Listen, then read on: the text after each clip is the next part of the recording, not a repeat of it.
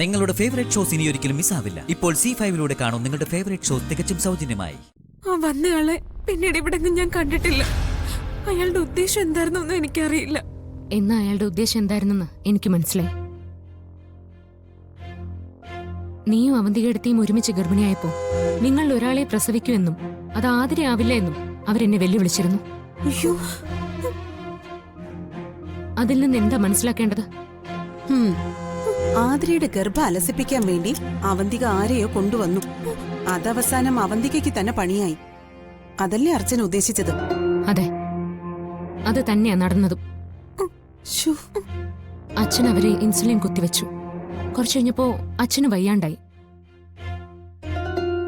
എല്ലാവരെയും ആശുപത്രിയിലേക്ക് തന്ത്രപരമായിട്ട് മാറ്റി. എന്നിട്ട് ആതിരെ ഉപദ്രവിക്കാൻ ആളെ കൊണ്ടുവന്നു. അവന്തികയ്ക്ക് ഇങ്ങനൊരു അവസ്ഥ വന്നതിൽ എനിക്ക് കുറച്ച് വിഷമമൊക്കെ തോന്നിയിരുന്നു. പക്ഷേ ആ വിഷമം ഇപ്പൊ എനിക്ക് തോന്നുന്നില്ല.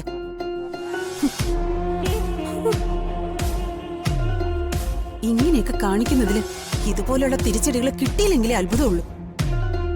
എടുത്തി, അവര് ചിന്തിക്കും പോലെ നമ്മൾ ചിന്തിച്ച പിന്നെ നമ്മളും അവരും തമ്മിൽ എന്താ വ്യത്യാസം? അവള് ചിന്തിക്കുന്ന പോലെ തന്നെ നമ്മളും ചിന്തിക്കണം. പറ്റുമെങ്കിൽ അതിന് മേലെ ചിന്തിക്കണം.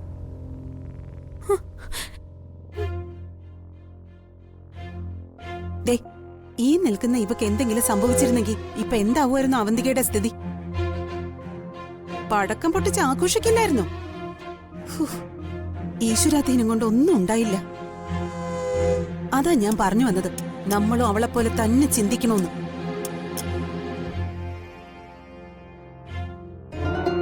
ഇവിടുത്തെ സേതു അങ്കിളിനെ കൊല്ലാൻ നോക്കി.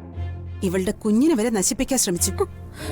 ഇനിയും അവളോട് കരുണ കാണിക്കുന്നതേ മരണത്തെ വിളിച്ച് കേറ്റുന്നതിന് തുല്യ.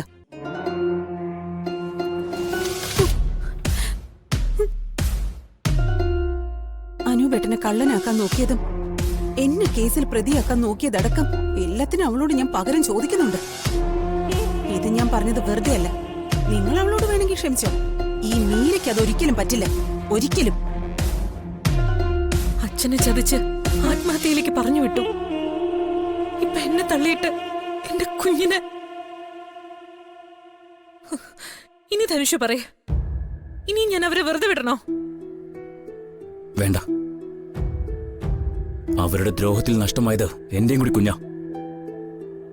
എന്തുമാത്രം സ്വപ്നം കണ്ടതാ നമ്മള്. ആ സ്വപ്നങ്ങളൊക്കെ പകയായി മാറുമ്പോ അവിടെയുള്ള ഒന്നിനോടും ക്ഷമ വേണ്ട.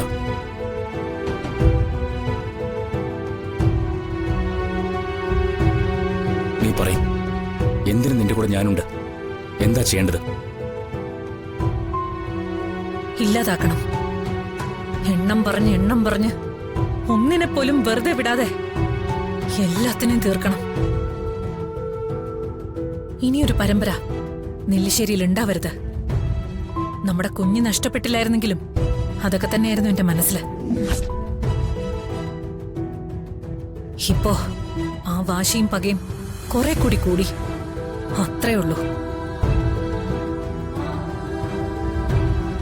ഞാനിനി തിരിച്ച് നെല്ലിശ്ശേരിയിലേക്ക് ചെല്ലുമ്പോ മൂത്ത മകന്റെ കുഞ്ഞിനെ നഷ്ടപ്പെട്ടതോർത്ത് സേതുമാധവനും പടകളും എന്റെ മുന്നിൽ വിഷമം അഭിനയിക്കും.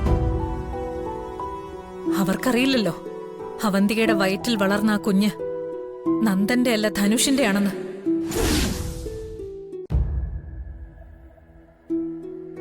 ഇനി എന്നെങ്കിലും അവന്തിക പ്രസവിക്കുന്നതും ധനുഷിന്റെ കുഞ്ഞിനെ തന്നെയാവും. ആദ്യ അവന്തിക എന്ന എന്റെ മനസ്സിൽ, പിന്നെ നെല്ലിശ്ശേരി ഓഫീസിൽ. ഇനി നീ കയറേണ്ടത് കുടുംബത്തിലാ. നമ്മുടെ കുഞ്ഞിനെ ഇല്ലാതാക്കിയ ഓരോരുത്തരുടെ ഇടയിലേക്ക്.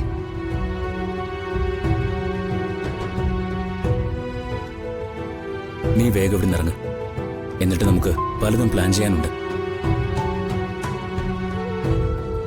നിന്റെ കൂടെ ഇവിടെ ഇരിക്കണമെന്ന് എനിക്ക് ആഗ്രഹമുണ്ട്. പക്ഷെ കഴിയില്ലല്ലോ. ഇനി ഒരിക്കൽ പോലും നമുക്ക് നഷ്ടമായതിനെ കുറിച്ച് നീ ഓർക്കരുത്.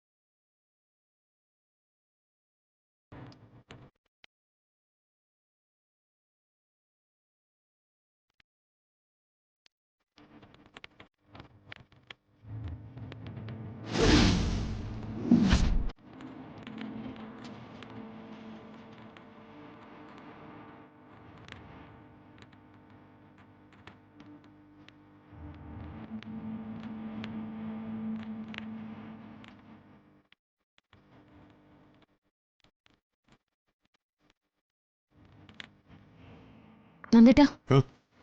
ധനുഷ് എന്ന് പറയുന്ന ആളല്ലേ അത്? ഏ? ആ ഹ, ധനുഷ്. ആ നന്ദൻ സാറോ? സാറിൻ്റെ എവിടെ? അവന്തി എവിടെ കിടക്കുന്നത്? ഓ ആണോ? അതറിഞ്ഞില്ലല്ലോ. ധനുഷ് എന്താ ഇവിടെ? എൻ്റെ ഒരു റിലേറ്റീവിനെ ഇവിടെ അഡ്മിറ്റ് ചെയ്തിരിക്കുക. അപ്പോൾ വന്നൊന്ന് കണ്ടിട്ട് പോകാന്ന് കരുതി. ആ ധനുഷിന് ഈ നാട്ടിൽ ബന്ധുക്കളുണ്ടല്ലേ?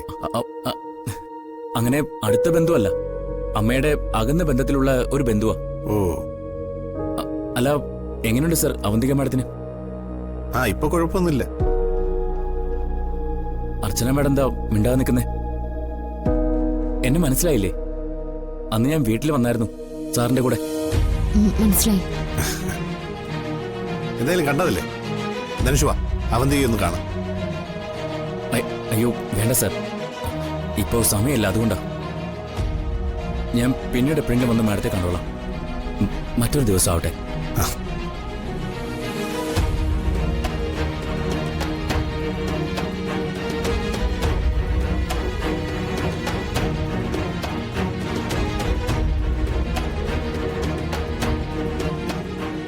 ഇയാളൊരു ഫേക്കാണെന്നാ എന്റെ മനസ്സ് പറയുന്നത്. അതോ ഇനി അതിന്റെ തോന്നലാണോ?